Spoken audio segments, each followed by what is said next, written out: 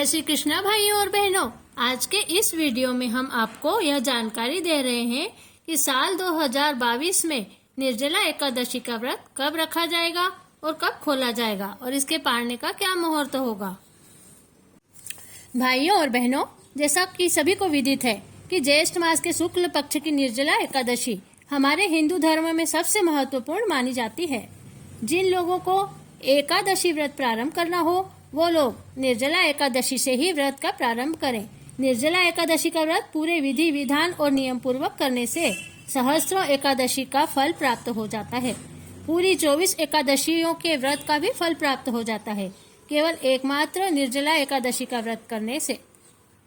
निर्जला एकादशी के दिन भगवान विष्णु की विशेषकर पूजा अर्चना करके निर्जल व्रत रखा जाता है और जल का त्याग किया जाता है। माना जाता है कि निर्जला एकादशी का एकमात्र उपवास रखा जाए तो साल भर की समस्त एकादशियों के व्रत का फल प्राप्त हो जाता है और इसका व्रत रखने वाले को समस्त पापों से मुक्ति मिलती है।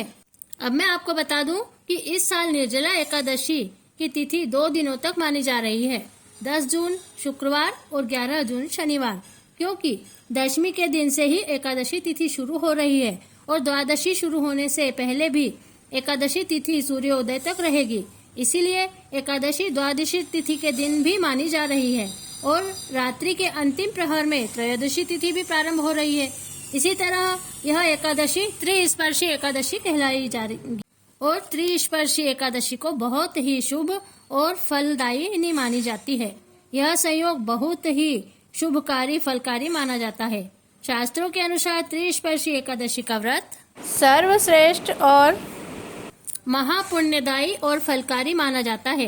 इसीलिए एकादशी का व्रत 11 जून को ही करना सर्वश्रेष्ठ होगा, क्योंकि जो लोग वैश्य हैं, वैष्णव हैं और जो लोग भगवान विष्णु कृष्ण नारायण के भक्त हैं उनमें लीन होना चाहते हैं, जो लोग बार बार जीवन मरण के चक्कर से छुटकारा चाहते हैं और मोक्ष प्राप्त करना चाहते हैं, उन्हें द्वादशी युक्त एकादशी का ही व्रत रखना चाहिए। दशमी तिथि युक्त एकादशी का व्रत इतना फलकारी नहीं माना जाता है। अगर एकादशी तिथि द्वादशी वाले दिन सूर्योदय के बाद 1 मिनट भी रहती है तो एकादशी का व्रत उसी दिन उदयात तिथि में करना चाहिए, दूसरे दिन ही व्रत करना चाहिए। निर्जला, जैसा कि नाम से ही विदित होता है कि इस दिन बिल्कुल भी जल नहीं पिया जाता है और निर्जल रहकर ही व्रत करना चाहिए, जल ग्रहण नहीं करना चाहिए। अब मैं आपको बता रही हूँ कि निर्जला एकादशी का व्रत किस तरह करना चाहिए। निर्जला, जैसा कि नाम से ही विदित होता है कि इस दिन बिल्कुल भी जल नहीं पीना चाहिए और बिल्कुल अन्न जल को त्याग कर निर्जल रहकर ही इस व्रत को करना चाहिए। लेकिन कुछ लोगों के प्रश्न है कि अगर निर्जल नहीं रहा जा सकता तो इस व्रत को कैसे किया जाए। तो वैसे तो इसे निर्जल रहकर ही करने का बहुत अधिक पुण्य है, लेकिन अगर निर्जल नहीं रहा जा सकता तो इस व्रत को 3-4 तरीके से किया जा सकता है। इसमें पहला काम यह किया जा सकता है कि व्रत करते समय भगवान के आगे ऐसा संकल्प करे कि हे भगवान, मैं तन मन धन से पवित्र होकर आज निर्जल रहकर व्रत करने का संकल्प लेती हूँ।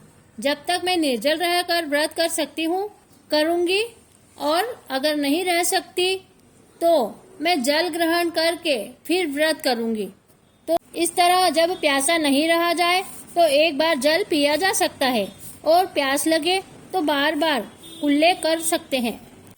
इसके अलावा जो लोग पानी पीकर भी नहीं रह सकते वे लोग दूध, चाय, जूस लेकर व्रत कर सकते हैं।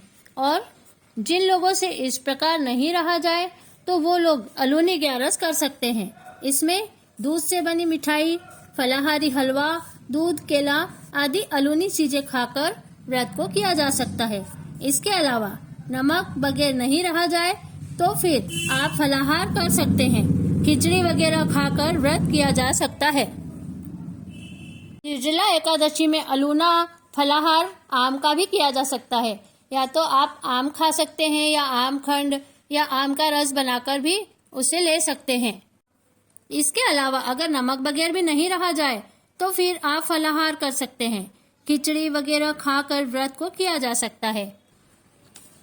और भगवान से यह प्रार्थना करें कि हे श्री हरि नारायण, मैं पूरी श्रद्धा और विश्वास के साथ इस व्रत को अपनी सामर्थ्य के अनुसार कर रही हूँ। दूसरे दिन जब आप पारणा करें तो दूध, चाय या फ्रूट जूस से ही करें, क्योंकि आपने निर्जल रहकर एकादशी का व्रत किया है तो पहले लिक्विड लेकर ही पारणा करना ठीक रहेगा, नहीं वही आपके स्वास्थ्य के लिए बेहतर होगा। अब मैं आपको बता रही हूँ कि साल 2022 में एकादशी कब पड़ेगी। एकादशी तिथि प्रारंभ होगी 10 जून 2022 शुक्रवार को सुबह 7:25 पर। एकादशी समाप्त होगी 11 जून शनिवार को सुबह 5:45 पर। द्वादशी तिथि प्रारंभ होगी 11 जून शनिवार को सुबह 5:46 से और समाप्त होगी 12 जून रविवार को 3:23 पर। 11 जून शनिवार को सूर्य उदय 5:44 पर होगा और एकादशी तिथि 5:45 तक रहेगी। इसी कारण यह एकादशी द्वादशी युक्त एकादशी कहलाएगी और द्वादशी के दिन जो एकादशी पड़ती है वह बहुत ही अधिक पुण्यकारी फलकारी मानी जाती है और रात्रि के अंतिम प्रहर में त्रयोदशी तिथि भी प्रारंभ हो रही है, इसलिए इस दिन त्रिस्पर्शी एकादशी है, क्योंकि इस दिन 3 तिथियां शुरू हो रही है। सुबह 5:44 तक 11 से है, उसके बाद 5:45 से द्वादशी प्रारंभ होगी और रात के अंतिम प्रहर में त्रयोदशी तिथि प्रारंभ हो जाएगी। इस तरह एक दिन में 3 तिथियां आ रही हैं, इसीलिए यह त्रिस्पर्शी निर्जला एकादशी बहुत ही अधिक पुण्यकारी फलकारी है और इसे सभी को करना चाहिए। अब मैं आपको व्रत के पारने का मुहूर्त बता रही हूँ। 12 जून रविवार सुबह 5:45 से 8:10 तक पारने का मुहूर्त है। सूर्योदय होगा 5:44 पर, इसीलिए सूर्योदय के बाद 5:45 से पारने का मुहूर्त होगा। इसी दिन किसी योग्य व्यक्ति या ब्राह्मण को जल के घड़े का दान और सामर्थ्य के अनुसार दान दक्षिणा देकर अपना व्रत पूर्ण करें। भाइयों और बहनों, दशमी युक्त एकादशी क्यों नहीं करना चाहिए, इसके बारे में पद्म पुराण का यह प्रसंग मैं आपको सुना रही हूँ। पद्म पुराण में एक प्रसंग है, जब भगवान वारा और हिरण्याक्ष का युद्ध हो रहा था, तब भगवान नारायण के बार बार कोशिश करने पर भी हिरण्याक्ष नहीं मर रहा था। तब भगवान ब्रह्मा जी ने भगवान नारायण से पूछा, हे प्रभु, यह असुर तो आपकी दृष्टि मात्र से मरना चाहिए, ऐसा क्यों हो रहा है कि आप इसे मार नहीं पा रहे हैं। तब भगवान जी बोले, ब्रह्मा जी, शुक्राचार्य की माया से मोहित होने से कुछ ब्राह्मण दशमी युक्त एकादशी का व्रत कर रहे हैं, क्योंकि दशमी के दिन दैत्यों की उत्पत्ति हुई थी और एकादशी के दिन देवताओं की उत्पत्ति हुई थी। इसीलिए दशमी को व्रत करने से दैत्यों का बल बढ़ता है और एकादशी को व्रत करने से देवताओं का बल बढ़ता है। ब्राह्मणों के दशमी विधवा एकादशी का व्रत करने से दैत्यों का बल बढ़ रहा है और यह मर नहीं रहा है। जो मनुष्य दशमी युक्त एकादशी का व्रत करते हैं उसके अंदर आसुरी शक्ति बढ़ती है। कलयुग में सब लोग मोहित होकर दशमी विधवा एकादशी का व्रत करेंगे, इसीलिए दुनिया में अशांति बनी रहेगी।